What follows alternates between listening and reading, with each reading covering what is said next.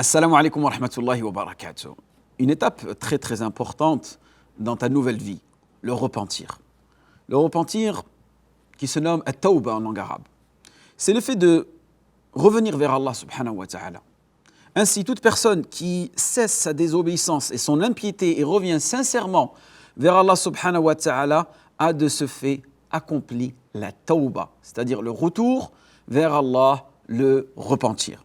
Le musulman a besoin de se repentir et de demander pardon à toutes les étapes de sa vie. Car l'être humain, de par sa nature, est en déclin à pécher. Or, chaque fois qu'il faute, il lui est prescrit d'implorer le pardon d'Allah subhanahu wa ta'ala et de faire pénitence. Maintenant, une question se pose. Quelles sont les conditions d'un repentir sincère ?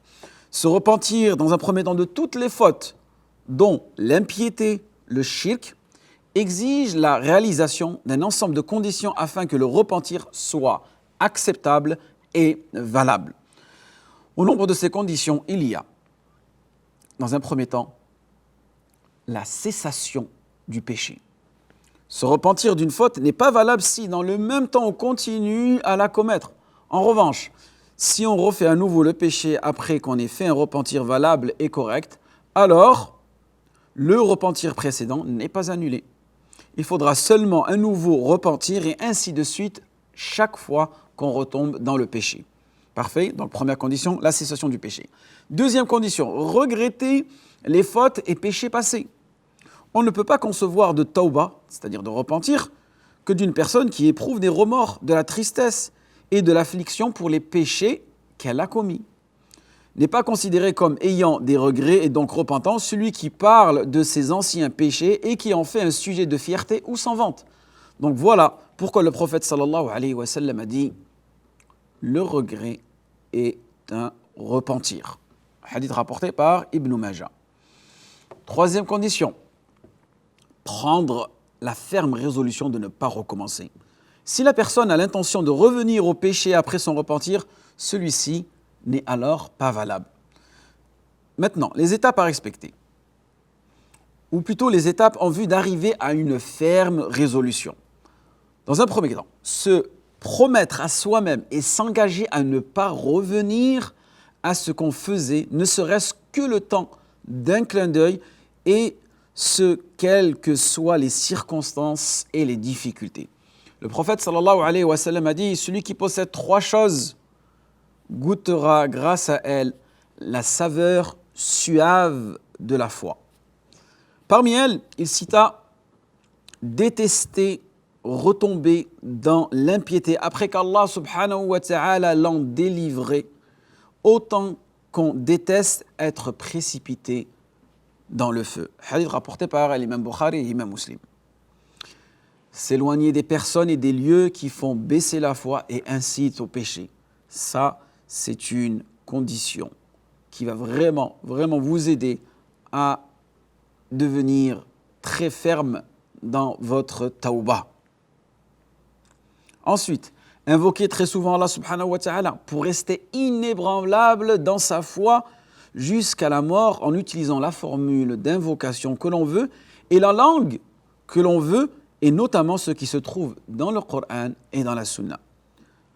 Allah subhanahu wa ta'ala nous dit dans le Coran « Rabbana la tuzir qulubana ba'da idh hadaytana » Seigneur, ne dévie pas nos cœurs après que tu nous as guidés.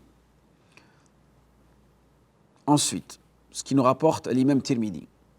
Le prophète sallallahu alayhi wa sallam disait « Ya muqallib al-qulub thabbit qalbi ala dinik » Ô toi qui fais osciller les cœurs, raffermis mon cœur dans ta religion. Une autre question se pose. Qu'y a-t-il après le repentir ?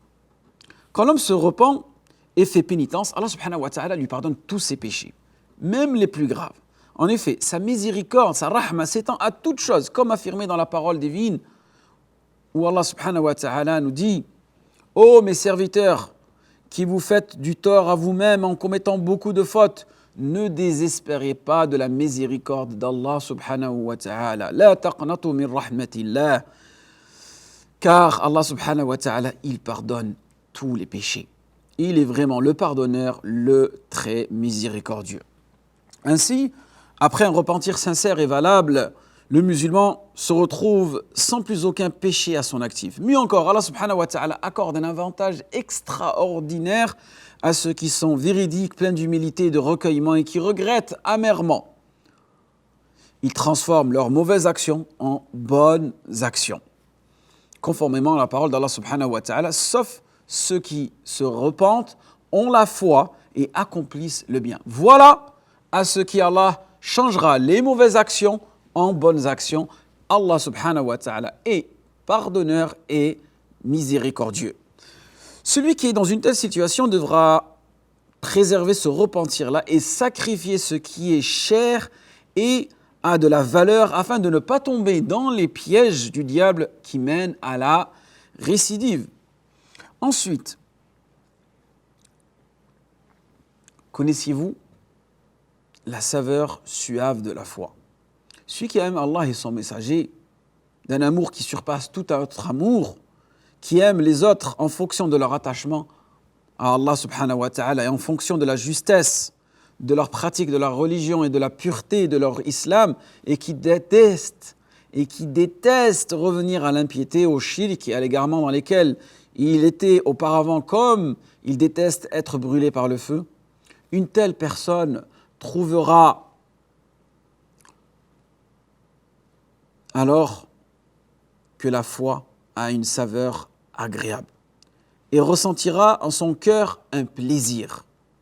Cela en raison de l'intimité avec Allah subhanahu wa ta'ala et de la paix intérieure et du bonheur que procure la religion et en raison du bienfait d'être guidé sur le droit chemin, comme le prophète sallallahu alayhi wa sallam a dit: celui qui possède 3 choses goûtera grâce à elles la saveur suave de la foi. Dans un premier temps, aimer Allah subhanahu wa ta'ala et son messager plus que tout autre. Aimer une personne pour Allah et uniquement pour Allah subhanahu wa ta'ala et détester retomber dans l'impiété après qu'Allah l'en ait délivré, autant qu'on déteste être jeté dans le feu. Donc le musulman goûte à la douceur de la foi quand il déteste retomber dans l'impiété, autant qu'il déteste tomber dans le feu. Donc voilà pour ce cours. Barakallahu fikum. Wassalamu alaikum wa rahmatullahi wa barakatuhu.